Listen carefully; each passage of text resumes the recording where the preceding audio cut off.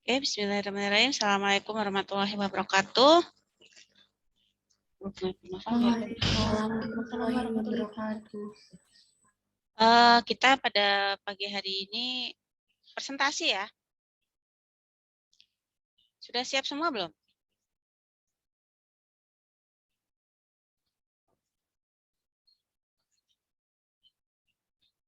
Menyiapkan PowerPoint-nya enggak, teman-teman? Menyiapkan. Ya, menyiapkan ya. Oke, semoga sih nanti waktunya cukup, tapi kalau enggak cukup ya berarti semuanya harus maksudnya harus berkontribusi. Artinya kita diskusi kalau memang tidak kedapatan presentasi, sehingga nanti ikut ditanya jawabnya gitu, pokoknya aktif gitu. Waktu presentasi saya batasi setiap anak itu 5 menit ya. Aduh, kalian belum ngirimin ininya ke Bu Nova sih ya? Belum mengirimkan laporannya ke Bu Nova. Harusnya dikirimkan sehingga Bu Nova langsung diskusi gitu, nggak usah presentasi.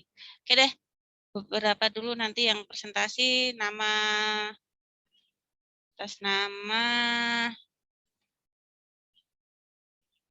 Heksa Wahyuning Tias.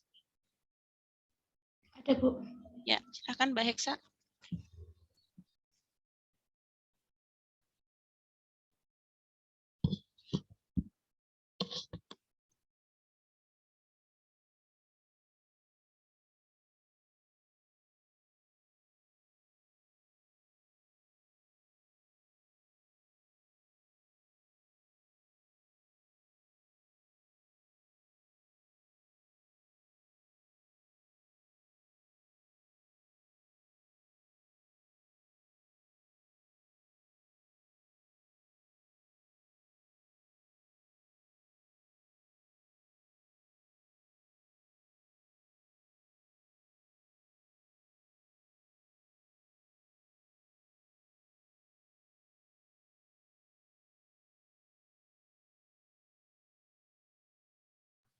Assalamualaikum warahmatullahi wabarakatuh.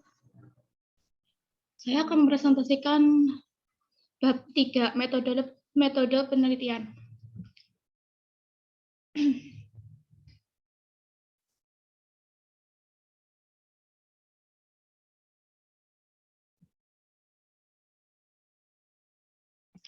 A. Desain penelitian. Desain penelitian adalah hasil akhir dari suatu tahap keputusan yang dibuat oleh peneliti berhubungan dengan bagaimana suatu penelitian bisa ditetapkan menurut Setiosari 2016.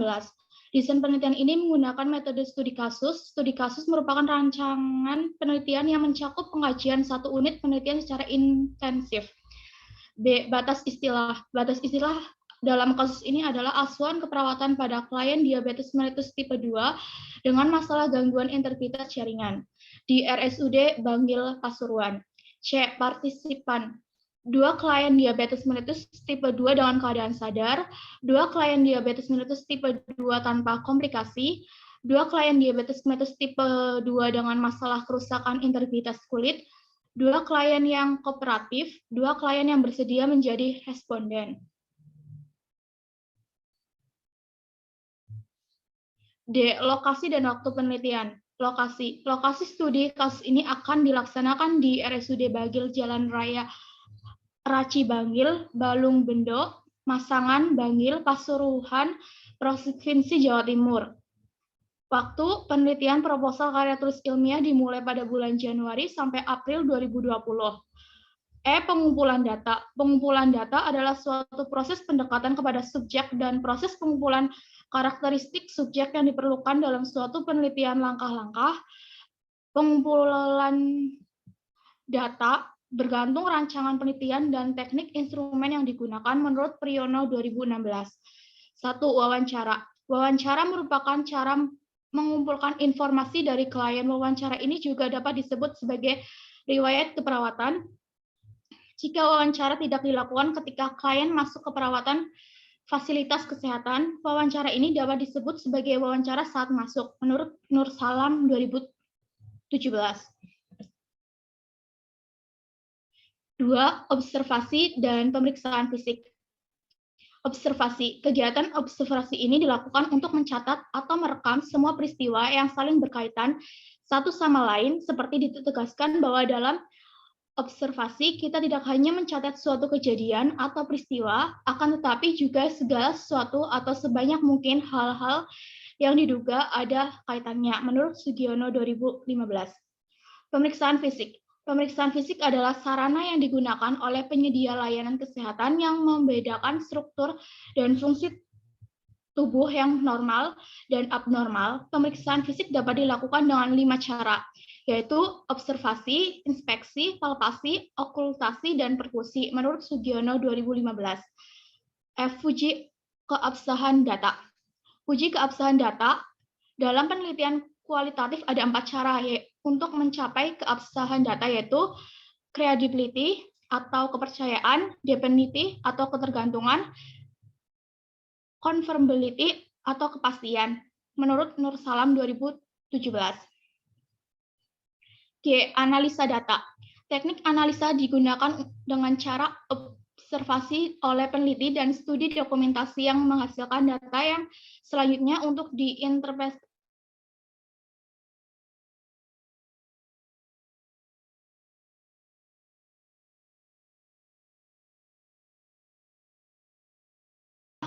Satu, pengumpulan data.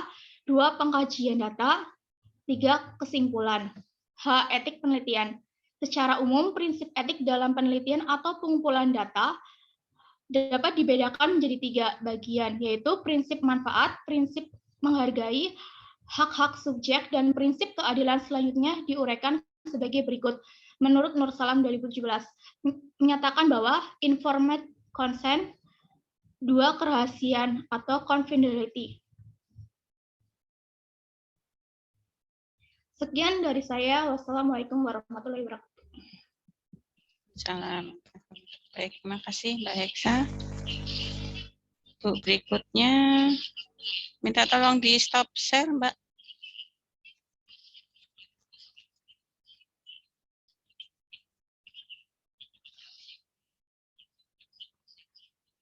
Eling Indra Bekti.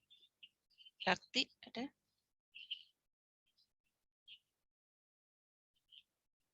Eling Indra Bakti, silakan.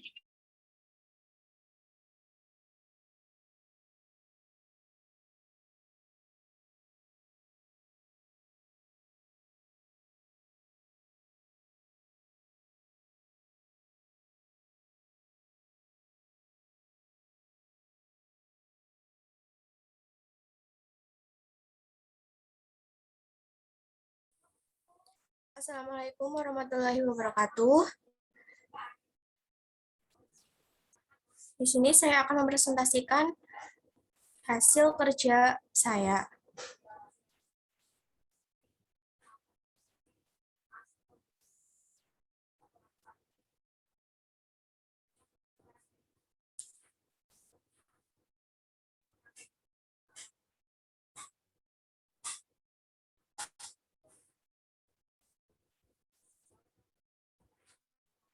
A. Desain penelitian.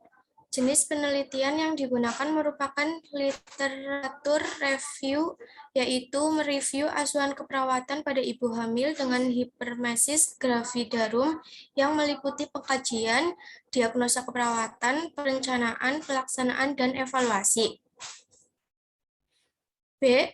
Subjek penelitian. Subjek penelitian yang digunakan dalam literatur review asuhan keperawatan adalah 2 kasus hiperemesis gravidarum yang akan direview secara rinci dan mendalam. 1. Kriteria inklusi ibu hamil dengan hiperemesis gravidarum, primigravidarum maupun multigravida. Usia reproduksi 20-35 tahun. Kriteria eksklusi ibu dengan kehamilan normal, batasan istilah atau definisi operasional. Definisi operasional dalam penelitian ini adalah sebagai berikut. Hyperemesis gravidarum. Hyperemesis gravidarum adalah mual dan muntah yang muncul secara berlebihan selama hamil. Mual dan muntah atau morning sickness pada kehamilan trimester awal sebenarnya normal. 2. Asuhan keperawatan ibu hamil dengan hyperemesis gravidarum. Asuhan keperawatan ibu hamil dengan hyperemesis gravidarum adalah bentuk asuhan berupa pelayanan keperawatan profesional yang diberikan kepada klien dengan menggunakan metodologi proses keperawatan meliputi pengkajian, diagnosa perawatan, perencanaan, implementasi, dan evaluasi. Teknik dan instrumen pengumpulan data.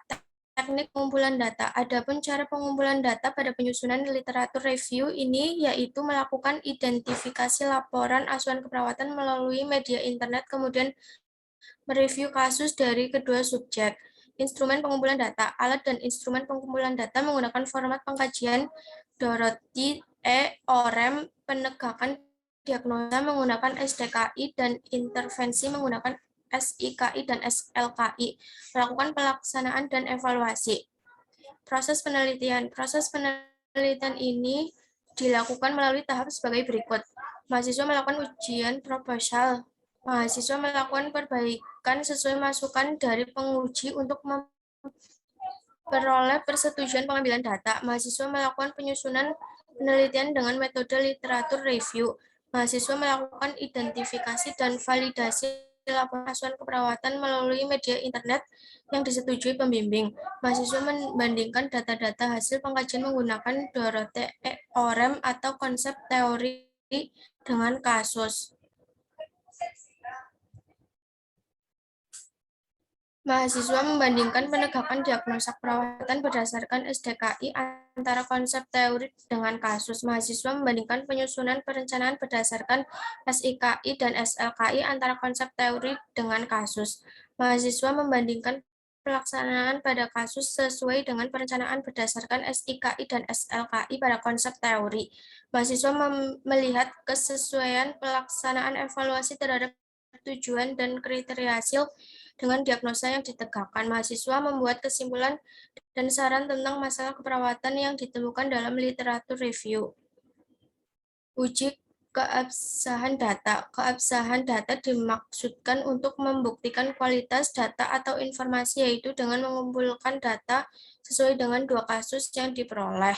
Analisa data. Analisa data pada literatur review yaitu data yang dikumpulkan sesuai dengan kriteria instruksi, inklusi, dan eksklusi dikaitkan dengan konsep teori, prinsip yang review untuk menentukan masalah keperawatan dan membuat kesimpulan.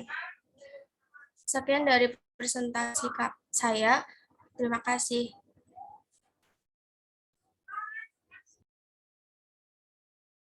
Ya, terima kasih. Untuk berikutnya, ini tadi stop share, Mbak.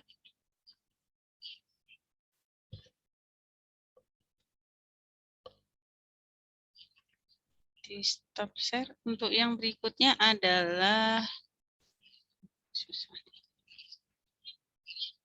Dewi Nuriyatul. Silahkan.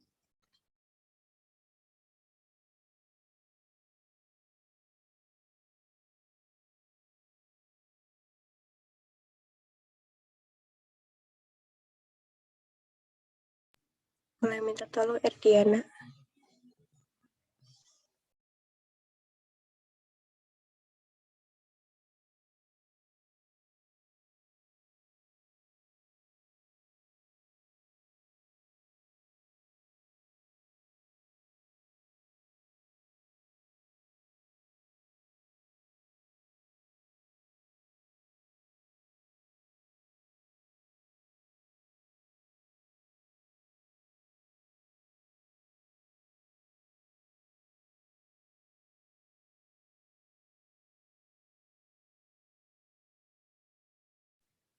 Assalamualaikum warahmatullahi wabarakatuh. Saya Dewi Natuwada akan mempresentasikan hasil kerja saya untuk menyusun presentasi Bab 3 studi kasus asuhan keperawatan pada pasien hipertensi yang dirawat di Rumah Sakit Abdul Wahab Syahrani.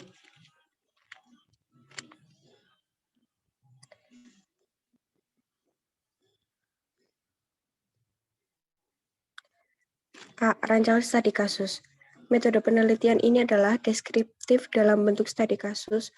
Studi kasus menurut Rusalam 2016 adalah merupakan penelitian yang mencakup pengkajian bertujuan memberikan gambaran secara mendetail mengenai latar belakang, sifat maupun karakter yang ada dari suatu kasus. Dengan kata lain, bahwa studi kasus memusatkan perhatian pada suatu kasus secara intensif dan rinci.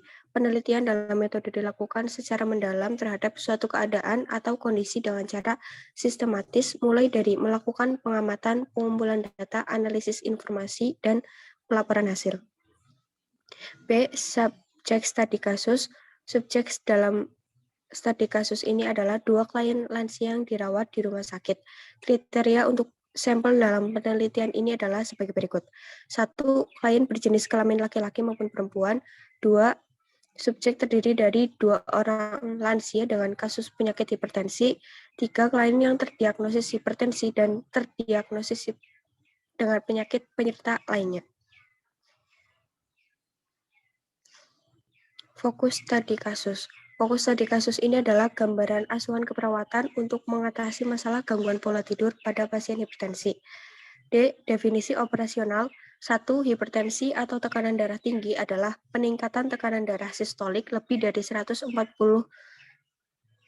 mmHg dan tekanan darah diastolik lebih dari 90 mmHg pada 2 kali pengukuran dengan selang waktu 5 menit dalam keadaan cukup istirahat atau tenang.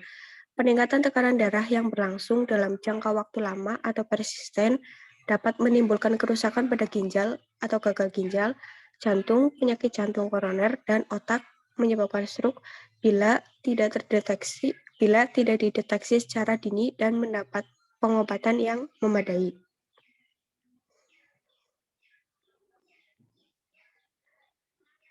Dua, asuhan keperawatan pada klien dengan hipertensi adalah bentuk pelayanan keperawatan yang profesional yang diberikan kepada yang menderita hipertensi menggunakan metodologi proses keperawatan. Proses keperawatan sendiri meliputi pengkajian, diagnosa keperawatan, perencanaan intervensi, dan evaluasi. E. Tempat dan waktu studi kasus. Penelitian ini dilaksanakan di Rumah Sakit Umum Daerah Abdul Wahab Syahrani, Samarinda pada klien Rumah Sakit Bangil Pasuruan pada klien 2, pada klien yang mengalami hipertensi. Waktu penelitian pada klien 1, yaitu pada tanggal 6 Mei 2019 dan pada klien 2 pada tanggal 4 Januari 2019.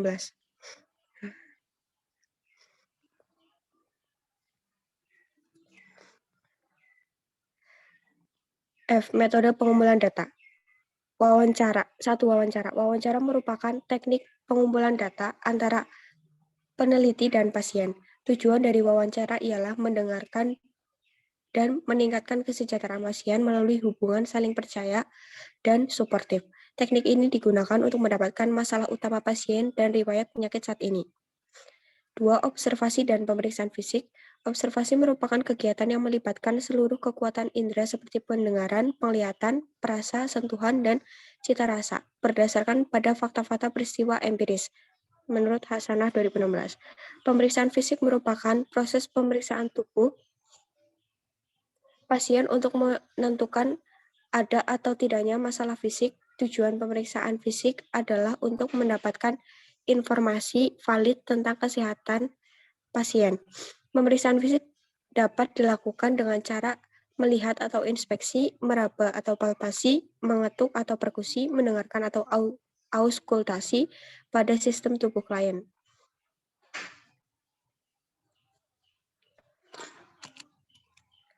C. Studi dokumentasi. Studi dokumentasi merupakan suatu teknik pengumpulan data dengan cara mempelajari dokumen untuk mendapatkan suatu data atau informasi yang berhubungan dengan masalah yang diteliti. Studi dokumentasi dalam penelitian ini adalah dengan melihat hasil dan pemeriksaan diagnostik dan data lain yang relevan, seperti hasil laboratorium, radiologi, maupun pemeriksaan fisik lainnya untuk mengetahui kelainan-kelainan pada klien.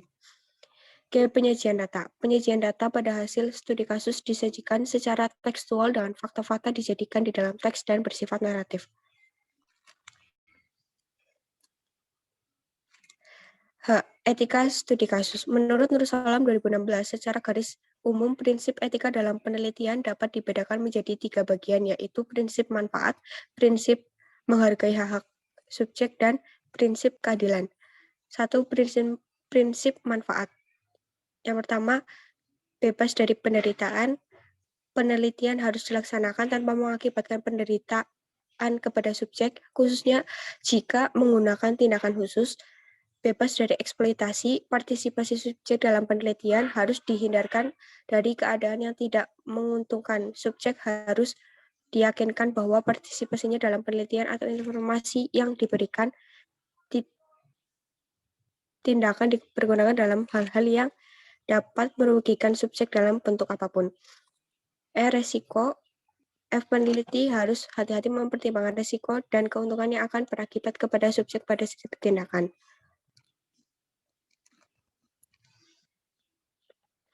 2. Prinsip menghargai hak asasi manusia atau respect human dignity. A. Hak untuk ikut atau tidak menjadi responden. B. Hak untuk mendapatkan jaminan dari perlakuan yang diberikan. C. Informed consent. 3. Prinsip keadilan. A. Hak untuk mendapatkan pengobatan yang adil. B. Hak dijaga kerahasiaannya. Terima kasih. Sekian presentasi dari saya. Wassalamualaikum warahmatullahi wabarakatuh. Assalamualaikum warahmatullahi wabarakatuh. Bisa di stop share, Mbak. Baik, kita sudah menyimak 3 presentan menyampaikan masing-masing hasil tugasnya. Sekarang saya buka sesi diskusi dulu, silahkan. Yang mau disampaikan. Ada yang mau ditanyakan? Diana, Ananda, Anissa, Dewi, Arin, Andita, Alda, Vina, Jaya, Andita Indah, Dewi, Inaya, Indra, Anissa, Aulia, Heksa, Eling, dan teman-teman semuanya, silahkan. Ada?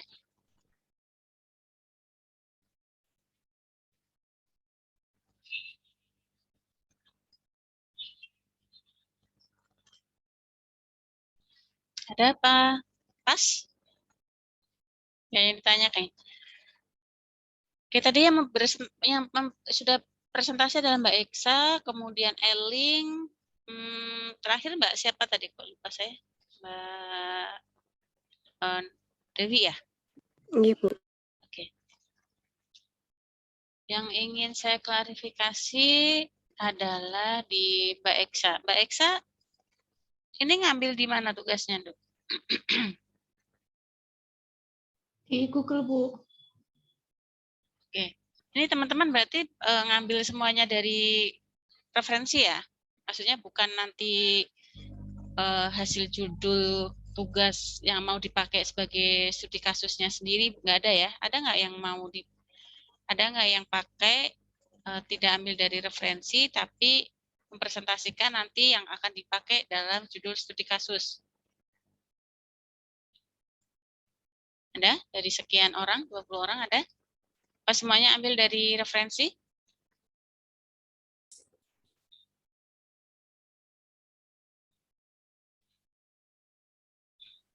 Kebanyakan kayaknya ambil dari referensi dari Google. Oke. Ada yang mau ditanyakan nggak seputar dengan metode penelitian studi kasus ini? Tadi kalau Mbak Iksa kan ngambil tentang DM, kemudian Mbak Eling tentang hiperemesis gravidarum, terus Mbak Dewi ambil apa Mbak tadi Mbak? Hipertensi, Bu. Hipertensi. Tadi sudah disampaikan masing-masing kriteria inklusi. Mbak Heksa juga ngambilnya dari asuhan keperawatan ya Mbak? Studi kasus ASKEP ya? Iya, Bu. Oke. Kalau ada yang mau ditanyakan seputar studi kasus, boleh bertanya, silahkan. Nanti berkaitan dengan tugas akhir teman-teman.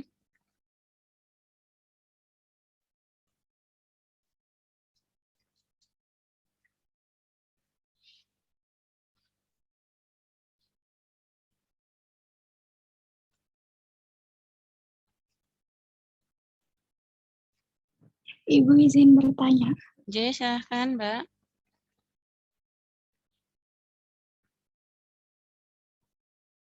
Ya, silahkan. Mbak Ananda. Saya Ananda Priscilla Ramadhani. Ya, Bu. Izin bertanya mengenai definisi operasional.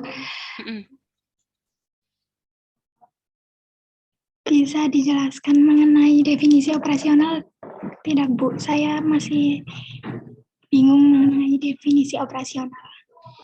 Ya, terima kasih Mbak Nanda pertanyaannya. Jadi definisi operasional dengan definisi teoritis itu berbeda. Ya, kalau definisi teoritis itu ya sudah sesuai dengan referensi. Tapi kalau definisi operasional adalah definisi teoritis yang kita tuangkan, yang kita tuliskan berdasarkan penelitian kita. Jadi misalnya gini, pengertian nyeri misalnya. Nyeri menurut teori kan suatu perasaan yang tidak nyaman, baik aspek biopsikospiritual yang dirasakan oleh pasien misalnya. Menurut siapa gitu ya. Tapi kalau definisi operasional adalah berarti perasaan tidak nyaman dari jenengan tergantung, jenengan mau melihat dari semua aspeknya saja. Misalnya saya mau lihat dari aspek fisiknya saja. Misalnya ya, yang akan diukur berdasarkan NRS yang dengan batas yang dilakukan pada sebelum dan setelah intervensi gitu. Jadi definisi operasional itu adalah ini jadi kita ingin mengelola variabel kita itu ke dalam penelitian kita berbentuk apa sih gitu. Paham nggak? Ya, jadi kalau misalnya definisi teoritis nyeri itu kan panjang ya, suatu pengalaman subjektif yang tidak nyaman yang dirasakan oleh pasien baik sosiospiritual, bla bla bla bla bla gitu. Itu kan definisi teoritisnya. Nah, tapi definisi operasionalnya kita itu mau seperti apa sih nyeri itu gitu.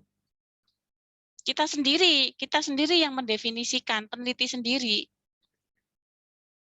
Misalnya lagi contohnya pendidikan kesehatan misalnya.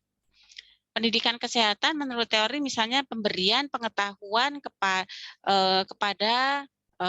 khalayak dengan sasaran individu, keluarga, masyarakat. Misalnya begitu ya.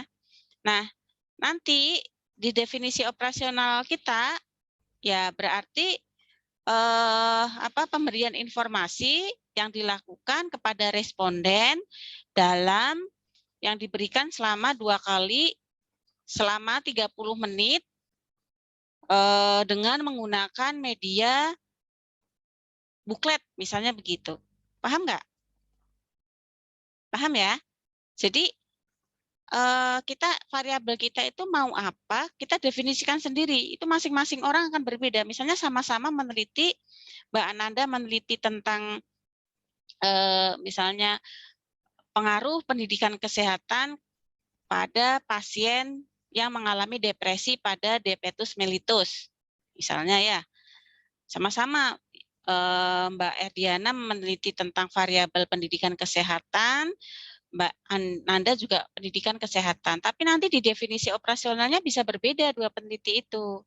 Mbak Ardiana misalnya mendefinisikan pemberian informasi yang diberikan kepada pasien, kepada responden misalnya,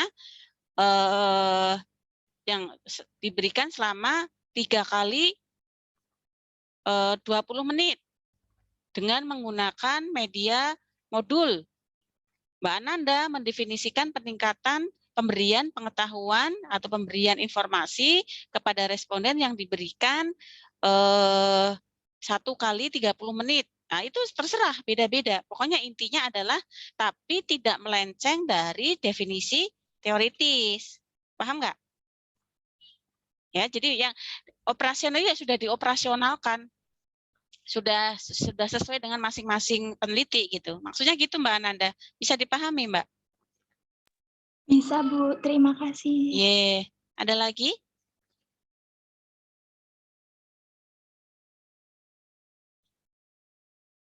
Nah, nanti sebetulnya gini, teman-teman itu jangan terkotak-kotak dengan studi kasus terus kemudian mengambil kasus pasien gitu ya. Biasanya seperti itu ya. Biasanya seperti itu. Enggak monoton seperti itu. Cuman kalau kakak kelas Anda itu seperti itu karena sekalian praktek, sekalian ada tugas akhir sehingga mengelola pasien ya, mengelola pasien terus kemudian dijadikan sebagai karya ilmiah gitu ya. Tapi tidak monoton seperti itu ya. Nanti judulnya asuhan keperawatan bla bla bla bla, tidak seperti itu ya. Cuman kebijakan yang dari prodinya teman-teman D3 itu kan ngambil kasus, praktek sekalian ambil kasus, kemudian dibuat laporan karya ilmiah. Itu kan kebijakan ya. Artinya adalah tidak, saya takutnya teman-teman termindset di pikiran teman-teman itu studi kasus itu yang ngambilnya kasus pasien gitu. Ada nggak yang sempat berpikiran seperti itu? Ada nggak? Atau boleh saya Bu melakukan penelitian studi kasus terkait saya ingin misalnya studi deskriptif gitu ya. Karena kan kita pada saat awal kita sudah berbicara banyak terkait dengan konsep-konsep ini. Saya ingin melihat Bu bagaimana misalnya perkembangan seorang anak yang dibesarkan pada orang tua tunggal. Misalnya ya. Jadi teman-teman melakukan penelitian dengan metode kasus, ingin melihat bagaimana perkembangan seorang anak yang dibesarkan oleh orang tua atau single parent. Itu gimana? Itu boleh. Ya. Atau teman-teman ingin melakukan penelitian anak yang mengalami isolasi atau diabaikan kehadirannya. Ya, misalnya setelah usia 12 tahun misalnya. Itu juga boleh. Silahkan. Atau misalnya ingin meneliti terhadap seseorang terkait dengan peningkatan atau perkembangan karir seseorang di lingkungan kerja atau di suatu perusahaan, itu juga boleh ya. Atau misalnya ingin melihat efek dari kelas menulis yang diikuti oleh anak-anak, misalnya mau di SD dan lain sebagainya gitu. Jadi misalnya ada fenomena kalau di pendidikan SD itu kan dulu zamannya saya dulu itu saya nggak tahu kalau zamannya SD-nya teman-teman tuh kayak apa. Kalau zamannya saya dulu itu bukan hanya SD. Dari D3 pun saya dulu masih didikte. Nulis itu masih didikte itu loh. Ya. Antara didikte dengan menggunakan kemudian nanti siswa atau mahasiswa itu menulis sendiri dibandingkan dengan saya menggunakan media layar LCD gitu ya, proyektor itu bagaimana? Itu enggak masalah, enggak apa-apa gitu. Gitu ya. Jadi tidak hanya pada studi kasus asuhan perawatan aja gitu ya. Masih banyak penelitian studi kasus yang nanti bisa ditemukan ya gitu. Jadi intinya memang studi kasus ini kan mengarah kepada masalah psikologi ataupun suatu individu atau organisasi Jadi intinya studi kasus tuh ada suatu masalah yang akan teman-teman ambil untuk dijadikan suatu bahan apa ya, mini riset gitu loh. Penelitian tapi penelitian secara mini gitu loh, deskriptif, menggambarkan gitu. Itu ya.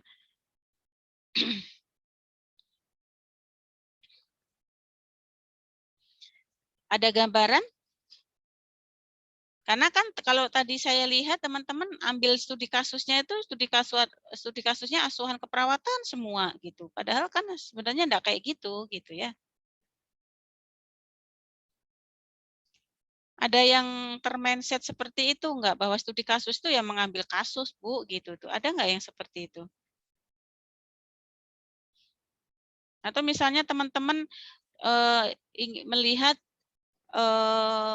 gambaran kenapa sih di lokasi jalan raya itu kok sering terjadi kecelakaan misalnya.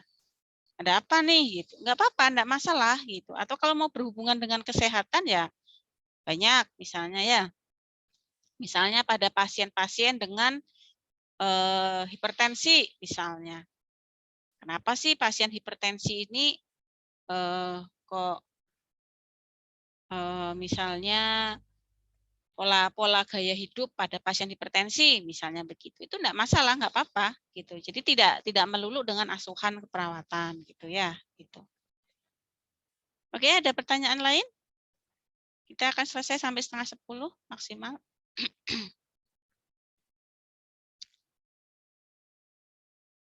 Ada lagi mau ditanyakan?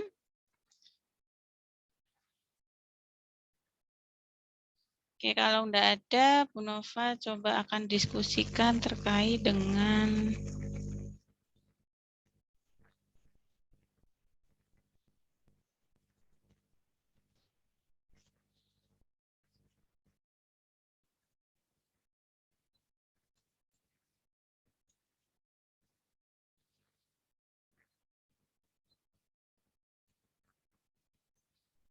bentuk studi kasus itu yang kemarin teman-teman sudah pelajari itu ada berapa? Bentuk studi kasus? Ada yang tunggal, ada yang jamak itu kan, yang kemarin teman-teman sudah pelajari di situ kan. Kemudian untuk metodenya itu atau pendekatannya ya atau desainnya ada explanatory, exploratory atau deskriptif ya. Biasanya sih kalau untuk levelnya kita teman-teman itu masih di level deskriptif ya gitu. Jadi hanya menggambarkan saja. Mau menggambarkan pasien, mau menggambarkan tentang apapun gitu boleh ya. Nah, nanti saya nggak tahu kemarin sudah disampaikan oleh Prodi belum kebijakan terkait dengan pengambilan studi kasus di angkatan teman-teman. Apakah boleh tidak mengambil kasus di rumah sakit gitu? Ada yang sudah menanyakan?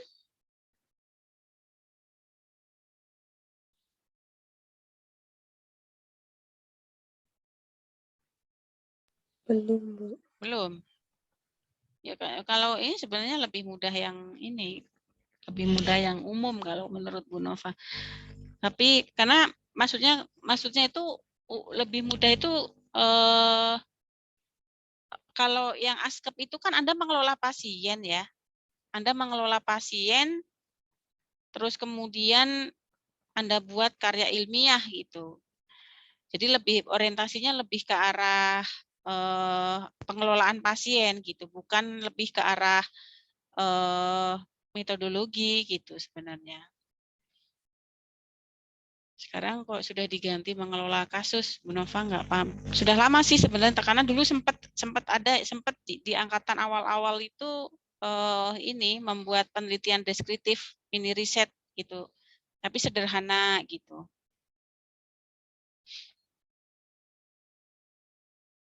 Tapi ya nggak apa-apa. Karena teman-teman kan nanti biasanya membuat studi kasus tuh sedang praktek biasanya, jadi harus bisa membagi waktu. Ini aja mahasiswa bimbingan saya yang KTI itu juga belum rajin konsul karena mungkin pikiran terbelah ya, terbelah tugas-tugas laporan, harus membuat laporan karya tulis ilmiah juga gitu. Oke, ada yang lain yang mau didiskusikan, silahkan.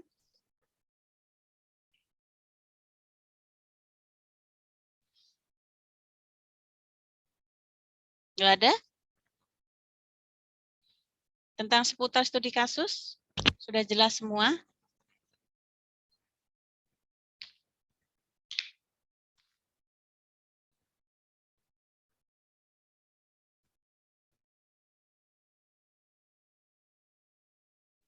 Bentar ya, ada tamu.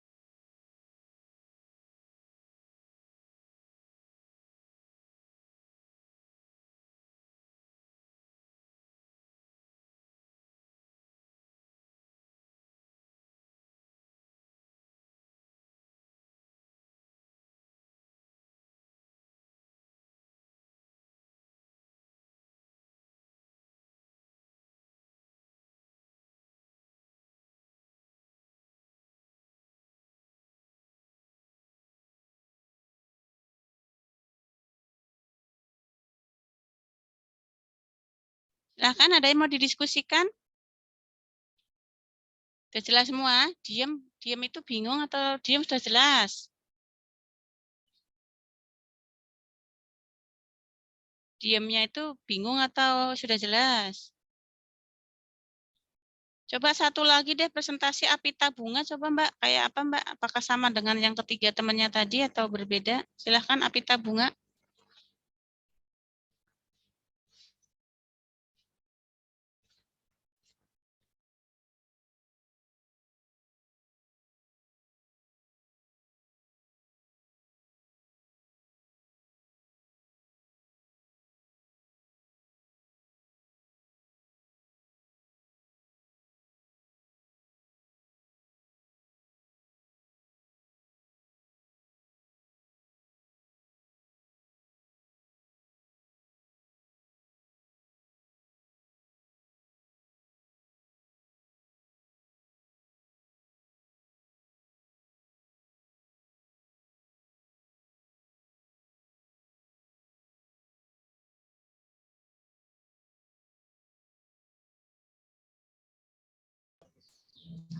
Assalamualaikum warahmatullahi wabarakatuh.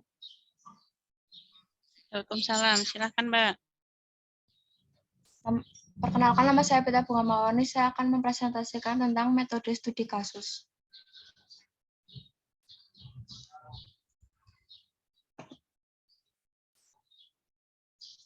Rancangan studi kasus. Metode penelitian ini adalah deskriptif dalam bentuk studi kasus. Studi kasus menurut Nur Salam tahun 2016 adalah penelitian yang mencakup pengkajian bertujuan memberikan gambaran secara mendetail mengenai latar belakang, sifat, maupun karakter yang ada dari suatu kasus. Dengan kata lain, bahwa studi kasus memusatkan perhatian pada suatu kasus secara intensif dan rinci. Penelitian dalam metode dilakukan secara mendalam terhadap suatu keadaan atau kondisi dengan cara sistematis, mulai dari melakukan pengamatan, pengumpulan data, analisis informasi, dan pelaporan hasil. Stop. Sampai di sini nih. Anda lihat pengertian dari rancangan studi kasus, ya.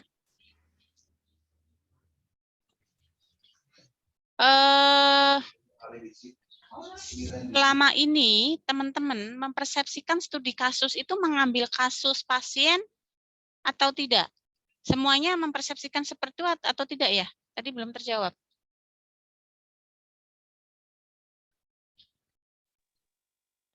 Iya, Bu. Oh iya ya. Semuanya benar mempersepsikan begitu? Iya, Bu. Ya, ya. Jadi sekali lagi Bu Nova tekankan ya, saya takutnya mindsetnya teman-teman itu seperti itu gitu. Jadi sebenarnya ini sudah jelas disampaikan bahwa studi kasus itu penelitian yang mencakup pengkajian bertujuan memberikan gambaran secara mendetail mengenai latar belakang, sifat atau karakter yang ada dalam suatu kasus. Dengan kata lain, membuat suatu hal atau kasus itu lebih rinci, lebih detail. Jadi kasus ini bukan hanya kasus pada asuhan ya. Saya juga enggak tahu apakah memang ya mungkin bisa juga ya. Bisa juga membuat suatu penelitian studi kasus itu mengelola pasien terus kemudian dibuat ininya gitu. Tapi sebetulnya tidak serta-merta seperti itu. Namanya dengan studi kasus itu ya berarti kasus, ada sebuah kasus atau ada sebuah fenomena Anda kupas tuntas. Ya. Pikiran Anda jangan terkotak-kotak dengan pemberian asuhan keperawatan. Tadi sudah Bu Nova berikan contoh, Anda mau ngambil kasus terkait itu di jalan, kenapa ya kok banyak kecelakaan misalnya. Kenapa ya pada pasien DM itu kok banyak yang tidak terkontrol ya gitu. DM kadar glukosa darahnya itu kok banyak yang tidak dapat mengontrol kadar gula darahnya. Kenapa sih pada misalnya pasien misalnya dengan anemia misalnya kok banyak yang berada pada fase anemia sedang ya misalnya gitu. Nah, itu dikupas tuntas secara rinci gitu loh. Ya, gitu. Jadi ini adalah penelitian secara mendalam sebagai suatu kondisi dari pengamatan pengumpulan data sampai dengan nanti dilaporkan hasilnya. Ya, sekali lagi jangan termindset bahwa studi kasus itu adalah mengambil kasus untuk dikelola menjadi askep. Kita udah clear itu ya? Ya, oke, silahkan lanjut, Pak.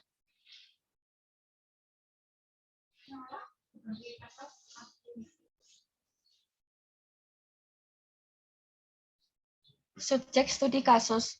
Subjek dalam studi kasus ini adalah dua klien dengan memenuhi kriteria inklusi dan eksklusi. Kriteria inklusi yaitu penderita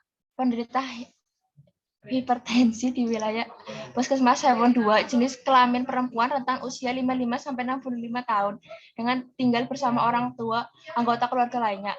Menderita penyakit hipertensi kurang lebih 5 tahun. Bersedia menjadi responden atau subjek penelitian. Kriteria eksklusi yaitu penderita hipertensi dengan keluhan nyeri kepala.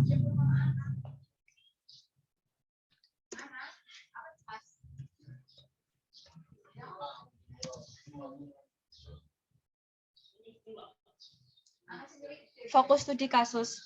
Fokus studi kasus ini adalah memenuhi kebutuhan nutrisi dan dengan menerapkan pendidikan kesehatan para lansia yang menderita hipertensi. Definisi operasional. Penerapan pendidikan kesehatan nutrisi hipertensi pada lansia adalah pemberian informasi tentang kesehatan lansia mengenai hipertensi yang tinggal bersama anggota keluarga, mengenai pola makan nutrisi hipertensi yang boleh dimakan atau tidak boleh dimakan, dan atau jenis makanan. Instrumen studi kasus. Yang pertama, wawancara.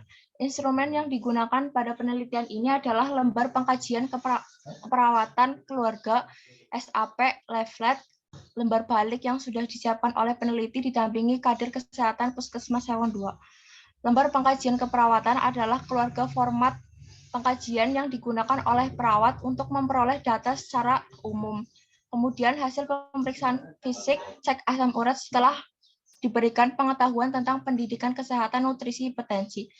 Sementara itu, leaflet mengenai hipertensi dibuat bertujuan untuk mempermudah keluarga dan penderita estasis dalam memahami nutrisi hipertensi. 2. Observasi. Observasi dapat dilaksanakan dengan menggunakan beberapa metode instrumen, antara lain yang pertama catatan anekdotal. atau mencatat gejala-gejala khusus atau luar biasa menurut urutan kejadian. Yang kedua, catatan berkala, yaitu mencatat gejala secara berurutan menurut waktu namun tidak terus-menerus. Yang ketiga, daftar checklist. Menggunakan daftar membuat nama observer disertai jenis gejala yang dialami.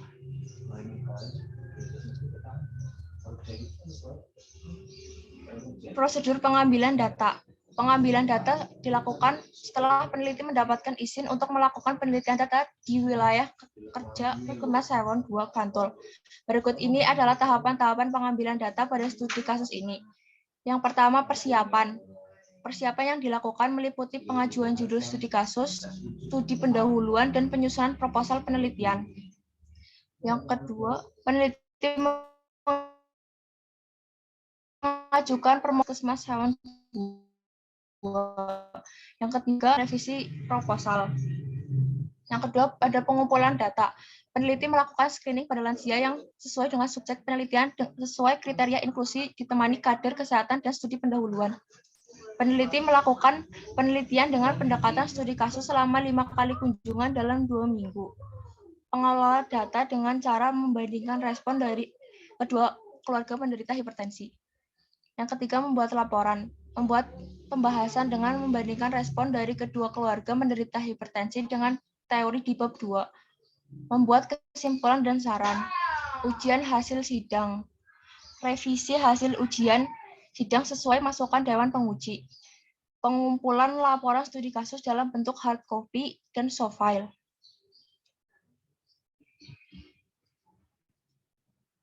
Tempat dan waktu pengambilan data studi kasus. Tempat dan waktu pada pengambilan data studi kasus dilakukan di Puskesmas 2 Sawan pada bulan Mei sampai Juni 2018. Analisis data dan pengajian data. Analisis data dan pengajian data pada studi kasus disajikan secara tekstual dengan fakta-fakta dijadikan di dalam teks dan bersifat naratif. Etika studi kasus. Menurut Nur Salam tahun 2016, secara garis umum prinsip etika dalam penelitian dapat dibedakan menjadi 3 bagian, yaitu prinsip manfaat, prinsip menghargai hak-hak subjek, dan prinsip keadilan. Yang pertama, prinsip manfaat.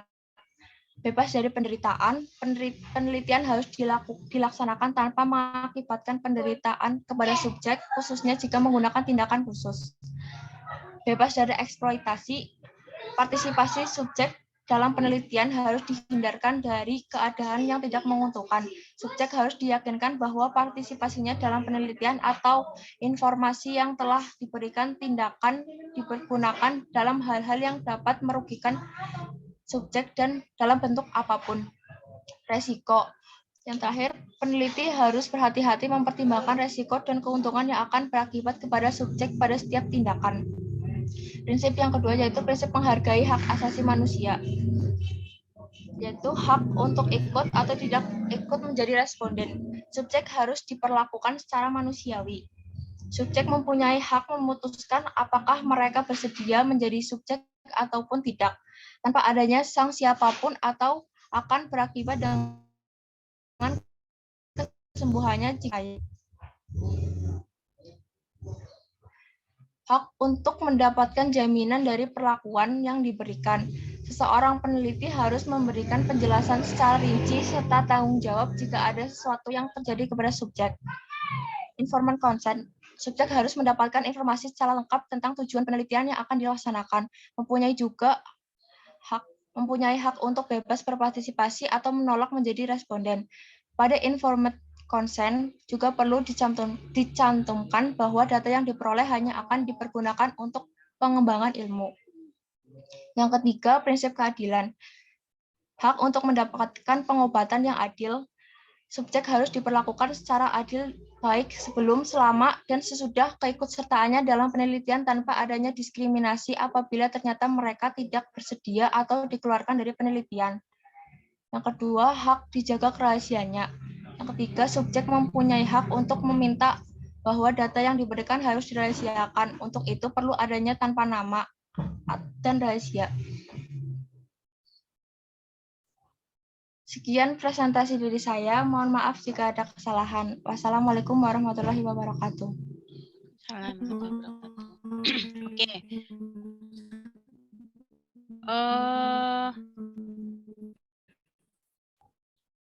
Teman-teman ini sudah diberikan kantong belum sama Bu Suci ya? Untuk pengumpulan tugasnya. Sudah, Bu. Terakhir Oke. nanti jam 5. Oh ya, sudah diupload, nanti tinggal teman-teman upload ya. Baik, Baik, Bu. Bu. Ya, oke, baik. Kalau tidak ada yang ditanyakan, ada lagi yang mau ditanyakan? Kalau nggak ada, kita akhiri.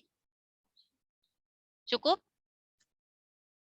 Sudah bisa mengambil inti terkait dengan metode penelitian kasus ya?